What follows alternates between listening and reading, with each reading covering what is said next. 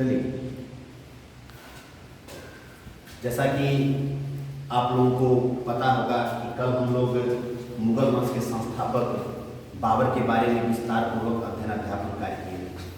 आज बाबर के लड़के हुमायूं के बारे में हम लोग विस्तार पूर्वक अध्ययन अध्यापन कार्य करते हैं।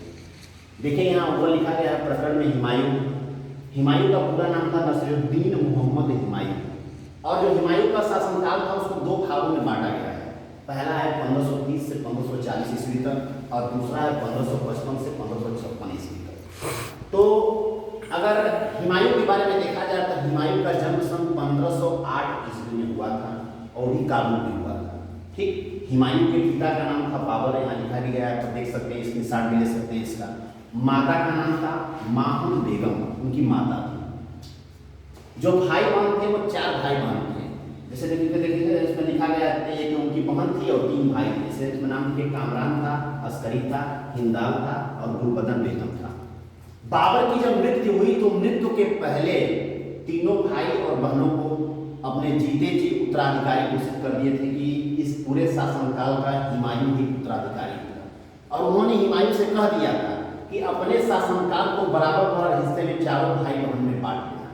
तो जब बाबर की मृत्यु हो जाती है 1530 ईस्वी में, तो मृत्यु के बाद हुमायूं के पास सबसे बड़ा धर्म संकट ये रहता है कि वो चारों भाई बहनों को क्या करता है, प्रारंभिक संघर्ष से हम कह सकते हैं, प्रारंभिक संघर्ष था।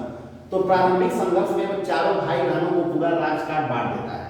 राजकाट में आप किताब में देखिएगा, अलग अलग हिस्सों में कामरान को अलग हिस्सा दे दिया गया, अस्करी को अलग, हिंदाल को अलग, गुलबदन बेगम को अलग, और स्वयं हुमायूं जो है अलग जो है अपना व्यवस्था कर देता है। तो इस तरह से मान लीजिए कोई शासनकाल दिल्ली की गद्दी पर बैठा है, तो दिल्ली की गद्दी पर बैठने के बाद अचानक उसके पिता की मृत्यु हो जाती है, और मृत्यु के बाद क्या होता है, चारों भाई बहन को अलग अलग हिस्से में वो क्या करता है, राजपाट बांट देता है। तो इससे जो अगल बगल के मतलब जो शासक थे वो ये सोचते हैं कि भाई अब क्या हुआ, बाबर कमजोर हो गया। जाहिर सी बात है कि मान लीजिए आप 4 भाई बहन हैं, चारों अगर एक साथ हैं तो आप मजबूत फैमिली से हैं, अच्छा खासा जॉइंट फैमिली है तो अच्छा माना जाएगा। लेकिन यहाँ क्या हुआ, जैसे ही बाबर की मृत्यु हुई और मृत्यु होने के बाद चारों भाई बहन को हुमायूं ने अलग अलग हिस्से में उनका राजपाट बांट दिया। तो इससे ये हुआ कि मतलब प्रारंभिक संघर्ष जो है बाबर के जैसे ही बाबर की मृत्यु होती है, हुमायूं जो है प्रारंभिक संघर्ष से मान लीजिए एक तरह से गुजरता है। तो यहाँ देखा जाए तो हुमायूं के द्वारा जो लड़े गए युद्ध थे, ये प्रमुख युद्ध के बारे में देखिए यहाँ दर्शाया गया है, आसानी से देख सकते हैं। तो हुमायूं के द्वारा जो सर्वप्रथम युद्ध लड़ा गया जिसे नाम है कलिंजर पर आक्रमण, देखिए लिखा गया कलिंजर पर आक्रमण हुआ था 1531 ईस्वी में। कलिंजर के जो शासक थे वो रुद्रदेव थे। तो जब हुमायूं ने कलिंजर पर आक्रमण किया तो सबसे पहले आप लोग जानिए, जब कलिंजर पर आक्रमण हुआ तो जो रुद्रदेव वहां के शासक थे उनसे संधि हो गया, क्योंकि जो कलिंजर के राजा थे, शासक थे रुद्रदेव, वो हुमायूं से युद्ध करना नहीं चाहते। तो जब युद्ध नहीं हुआ, जब संधि हो गया, देखिए लिखा गया संधि, जब संधि हो गया तो जो रुद्रदेव थे इसके बदले में हुमायूं को संधि के बदले में जो भी क्षतिपूर्ण था, जो भी उनका धन संपदा जो भी खर्च हुआ था सैन्य व्यवस्था में, अधिक से अधिक धन देकर और इस युद्ध को संधि कर लेते हैं। तो अभी आगे देखेंगे अधिकतर युद्धों के बारे में हुमायूं के द्वारा संधि किया गया था। और हुमायूं अपने जीवन काल में सबसे बड़ा गलती यही करता है कि अधिकतर युद्धों में संधि कर लिया है। अगर वो संधि नहीं करता तो समझ लीजिए कि मुगल वंश का अच्छा खासा शासक वो भी माना जाता है। दूसरा देखिए, यहाँ दोहरिया का युद्ध किया है, बहुत इंपॉर्टेंट है इतिहास में। दोहरिया का युद्ध जो होता है महमूद लोदी, मतलब यहाँ दोहरिया का युद्ध होता है महमूद लोदी और हुमायूं के बीच में होता है। इस युद्ध में भी हुमायूं क्या करता है, महमूद लोदी से जीत जाता है। अब आप लोग सोच रहे हैं कि महमूद लोदी कहाँ से आ गया। महमूद लोदी वही लोदी वंश का जो है प्रधान शासक था, वही महमूद लोदी है।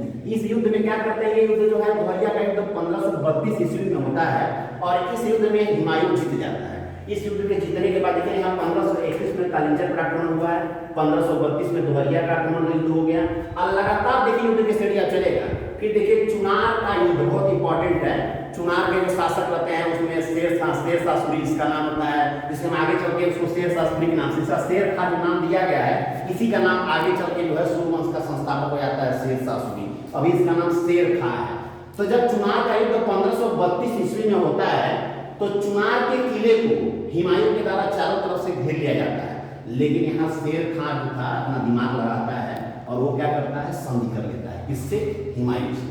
अब देखिए ऊपर कलिंजर का युद्ध हुआ था, उसमें भी संधि हो गया।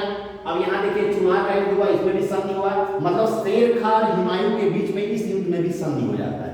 अब संधि होने के बाद हुमायूं लगातार अपना संघर्ष करता रहता है। अब आगे है चौथा जो लिखा गया है बहादुर शाह से संघर्ष 1535 से 36 ईस्वी तक, मतलब बहादुर शाह से संघर्ष होता है और उसी संघर्ष के बीच जो है हुमायूं मालवा और गुजरात को जीत लेता है। और जीतने के बाद मतलब ये भी लिखा गया इतिहास में कि बहादुर शाह से जो संघर्ष होता है 1535 से 36 ईस्वी में मालवा और गुजरात को जीत लेता है, लेकिन ठीक एक वर्ष बाद जो है पुनः बहादुर शाह जो है मालवा और गुजरात को हुमायूं से वापस छीन लेता है, मतलब जीत जाता है। फिर देखिए यहाँ पांचवा है चुनारगढ़ का विलय 1538 में। ऊपर आप देखेंगे चुनारगढ़ का युद्ध हुआ था जिसमें हुमायूं ने संधि कर लिया था, शेर खान ने हुमायूं से संधि कर लिया था। फिर दोबारा जो है चुनारगढ़ का विलय होता है 1538 ईस्वी में। फिर दोबारा क्या करते हैं हुमायूं जो है शेर खां का जो किला रहता है चुनारगढ़, उस पर दोबारा आक्रमण करते हैं और आक्रमण करके जो है चुनारगढ़ के किले को जीत लेते हैं सन 1538 ईस्वी में। इसके जीतने के बाद क्या होता है कि फिर उसके बाद हुमायूं क्या करते हैं कि लगातार देखिए यहाँ संघर्ष चल रहा है। उसके बाद लगातार देखिए छठवां युद्ध यहाँ चौसा का युद्ध है 1539 ईस्वी में होता है। शेर खां मतलब शेर खां वही शेर खां जो शेर शाह सूरी के नाम से जाना जाता है। शेर खां और हुमायूं के बीच में होता है चौसा का युद्ध, और चौसे के इस युद्ध में जो है हुमायूं क्या करते हैं युद्ध हार जाते हैं और शेर शाह सूरी युद्ध जो है जीत जाते हैं। जब ये जीत जाते हैं युद्ध होता है 1539 में, देख सकते हैं आप। फिर सातवां युद्ध है बिलग्राम का युद्ध, ये होता है 1540 ईस्वी में। शेर शाह और हुमायूं के बीच में युद्ध होता है। इसमें जो है शेर शाह द्वारा जो है हुमायूं को पराजित कर लिया जाता है। इसमें देखिए लगातार छठवां और सातवां दोनों युद्ध में जो है हुमायूं क्या हुआ पराजित हो रहा है। अब आप देखिए ऊपर अगर देखें, अगर इसी शेर शाह से अगर हुमायूं विलय न होते, संधि नहीं किए होते, देखिए चुनारगढ़ का युद्ध हुआ है 1532 ईस्वी में, अगर इस युद्ध में संधि नहीं हुआ होता और हुमायूं जो है शेर खां की हत्या करते हैं जीत जाते हैं युद्ध में, अगर संधि नहीं हुआ होता तो यहाँ जो है जो चौसा और बिलग्राम का युद्ध हुआ है, इस युद्ध में हुमायूं जो है हारते हैं, ये युद्ध होता ही नहीं इतिहास में। लेकिन यहाँ समझ लीजिए हुमायूं की थोड़ी सी लापरवाही की वजह से जो है चौसा का युद्ध होता है और बिलग्राम का युद्ध होता है। इस दोनों युद्ध में क्या करते हैं शेर शाह जो है युद्ध जीत जाते हैं, मतलब शेर शाह द्वारा पराजित, मतलब शेर शाह क्या करते हैं हुमायूं को पराजित करते हैं। अब देखिए ये दोनों के मतलब यहाँ 1 2 3 4 5 6 7 मतलब यहाँ पे बिलग्राम की युद्ध 1540, ये समझ लीजिए कि लास्ट युद्ध होता है। देखिए यहाँ दिया हुआ शासनकाल 1530 से 1540 और यही लास्ट युद्ध होता है बिलग्राम का युद्ध 1540 ईस्वी में। इस युद्ध में हुमायूं क्या करते हैं हार जाते हैं और हारने के बाद हुमायूं के पास कुछ बचा नहीं रहता है। अब हुमायूं सोचते हैं अब हम क्या करें, तो देखिए यहाँ एक हम लिखे हैं निष्कासित जीवन 1540 से 1555 ईस्वी। जब हुमायूं हार जाते हैं युद्ध में तो हुमायूं के एक गुरु रहते हैं जिसका नाम रहता है मीर अली। हुमायूं जो है मीर अली के पास जाते हैं कि भाई हमारे द्वारा सारा युद्ध तो हार दिया गया, हमारे पास दिल्ली जो था दिल्ली भी चला गया, सारा चला गया, मालवा गुजरात जो भी हम जीते थे सब कुछ हमारे हाथ से चला गया।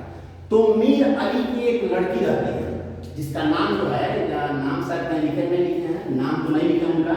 वो मीर अली की एक लड़की रहती है, क्या नाम था उसका हमीदा बानो, उसका नाम रहता है हमीदा बानो। हमीदा बानो से उनका विवाह हो जाता है, निकाह हो जाता है। हुमायूं का जो है निकाह हो जाता है हमीदा बानो से, और हमीदा बानो के निकाह होने के बाद आप देखेंगे आगे आपको पढ़ाएंगे अकबर का जन्म हो जाता है 1542 ईस्वी में। अब जब 1542 में अकबर का जन्म हो जाता है, लेकिन हुमायूं का लक्ष्य यही रहता है कि दिल्ली हम किसी तरीके से वापस लेके रखेंगे। उनके मन में पहले रहता है कि हम दिल्ली किसी तरह से जीतेंगे। आगे ये होता है कि एक ईरान के शासक रहते हैं, इसका नाम रहता है नाम का शाह रहता है, शाह नाम रहता है उनका। तो शाह से उसके सोचते हैं कि शाह से चल के थोड़ा सहायता लिया जाए। तो ईरान के जो शासक रहते हैं वो हुमायूं की पूरी सहायता करते हैं कि आप चलिए पुनः सैन्य व्यवस्था को मजबूत किया जाए और एक बार पुनः जो आक्रमण किया जाए। तो देखिए यहाँ देखिए नीचे लिखा गया होगा, देखिए कहाँ लिखा गया है, हाँ यहाँ सरहिंद का युद्ध 1555 में। देखिए सरहिंद का युद्ध है 1555 ईस्वी में हुआ है। सिकंदर शाह सूरी मतलब समझ लीजिए सूर्यवंश के संस्थापक थे शेर शाह सूरी, जिसका नाम था शेर खां। ये शेर खां के वंशज थे। अब धीरे धीरे शेर शाह सूरी के जो वंशज थे वो भी कमजोर पड़ना शुरू कर दिए थे। जब कमजोर हो गए थे तो यहाँ शाह की मदद से, ईरान के शासक थे, शाह की मदद से हुमायूं ने सरहिंद का युद्ध किया सन 1555 ईस्वी में। और इस युद्ध में शेर शाह सूरी की मतलब सिकंदर शाह सूरी की हार हो जाती है। और इस युद्ध में हारने के बाद जो है पुनः जो है एक तरह से देखा जाए तो हुमायूं अपने जीते हुए हारे हुए राज्य को जो है पुनः ये हासिल कर लेते हैं। तो यहाँ देखिए बीच में देखिए यहाँ बता रहे हैं आपको कि 15 यहाँ देखिए बहादुर शाह से संघर्ष हुआ, फिर चुनारगढ़ का जब विलय हुआ था 1538 ईस्वी में, तो उसी समय जो हुमायूं ने दीन पनाह नामक एक बहुत बड़ा पुस्तकालय का निर्माण करवाया था। तो पुस्तकालय का निर्माण उसी बीच में रहा। देखिए 2 साल बीच में गैप है, यहाँ 1538 के 1 साल गैप है, इसी 1 साल के बीच में गैप में जो है उन्होंने एक दीन पनाह नामक पुस्तक का निर्माण कराया था। तो पुस्तक का निर्माण कराने के बाद देखिए यहाँ फिर से जो है अपने हारे हुए राज्य को सरहिंद के युद्ध में 1555 ईस्वी में सिकंदर शाह सूरी को पराजित करके अपने हारे हुए राज्य को पुनः वापस ले लेते हैं। और वापस लेने के बाद इनकी मृत्यु हो जाती है 27 जनवरी सन 1556 में। जो ये दीन पनाह नामक पुस्तक बनवाए थे, उसी पुस्तक की सीढ़ियों से गिरकर उनकी मृत्यु हो जाती है और इनकी कहानी समझ एक तरह से यही समाप्त हो जाती है। इसमें देखिए सारा वीडियो आपको पूरा बना दिया गया, जो भी इंपॉर्टेंट क्वेश्चन है सारा इसमें समझ लीजिए एक तरह से लिख भी दिया गया है, हमारे द्वारा बता भी दिया गया है। एक बार पुनः आप देख सकते हैं।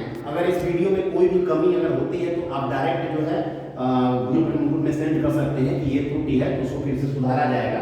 एक तरह से हम लोगों के द्वारा एक प्रयास किया जा रहा है कि आप तक वीडियो बना कर भेजा जाए, क्योंकि आपको पता है कोविड-19 का प्रकोप इतना तेजी से बढ़ रहा है कि जो कक्षाएं चल रही थी उसको स्थगित कर दिया गया है। एक तरह से हम लोगों के शिक्षकों के द्वारा एक यूट्यूब वीडियो के माध्यम से आप तक जो है वीडियो पहुंचाया जा रहा है। अगर इसमें कोई भी त्रुटि अगर कहीं से आपको लग रहा है तो आप डायरेक्ट जो है ग्रुप में सेंड कर सकते हैं कि सर इसमें ये चीज़ कमी है, तो उस कमी को दूर करने का प्रयास किया जाएगा। हमारे तरफ से जो है बेहतर करने का प्रयास किया जा रहा है, लेकिन एक तरह से अंतर हो जाता है कि डायरेक्ट जो है क्लास में बच्चों को पढ़ाया जाए और यूट्यूब के माध्यम से पढ़ाया जाए, उसमें तो अंतर हो जाता है। आप जो है खुद इस तरह से आप लोग खुद प्रशिक्षण कर रहे हैं, आप लोगों को खुद इसके बारे में जानकारी होगा कि दोनों में कितना अंतर है। लेकिन हमारे महाविद्यालय के शिक्षकों द्वारा एक पूरा प्रयास किया जा रहा है कि एक बेहतर तरीके से यूट्यूब वीडियो बनाकर आप तक जो है पहुँचाया जाए। तो इसमें आप देखिए हुमायूं के बारे में पूरा आपको बता दिया गया है, कल आपको बाबर के बारे में पूरा समझाया गया था। अब नेक्स्ट वीडियो में कल आपको अकबर के बारे में बताया जाएगा।